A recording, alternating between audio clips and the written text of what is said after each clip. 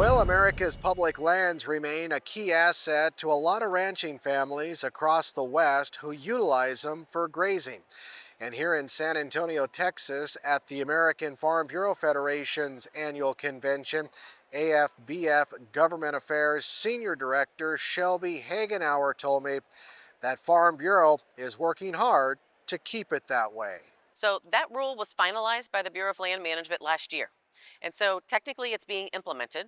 The American Farm Bureau Federation, the Wyoming Farm Bureau, and several other groups sued the BLM because we did not think that they had the authority to do what they were doing in the rule, and that litigation is ongoing. But you certainly point out with a new administration, again, another approach to federal land use. President Trump is very focused on multiple use, he's focused on energy, and he understands the value of ranching. So we may see a very different way of looking at public lands, and that could include opening up this public lands rule, which they can do, and taking another look at whether it's appropriate or not. Wyoming Farm Bureau Federation President Todd Fornstrom agrees. That management practice that the American farmer and rancher use on our public lands is so important. Example, there's 850,000 acres worth of fires at least in Wyoming this year. And if those were not managed, it would have been a lot more. There would have been a lot more devastation.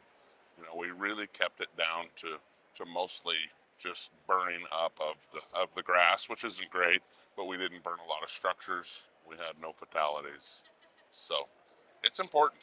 And those federal lands they're so widespread. Half of Wyoming is public lands. So we really depend on those in the state of Wyoming. And Hagenauer says that Farm Bureau is also hoping to see some Endangered Species Act reform with Trump 47. Well, first of all, this is going to be a big change.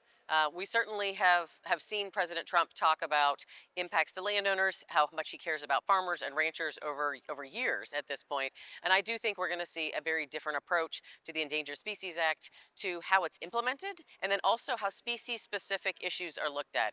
When you look at things, species like the grizzly bear, like the wolves, there are statistics out there, there's data out there showing that they should be delisted.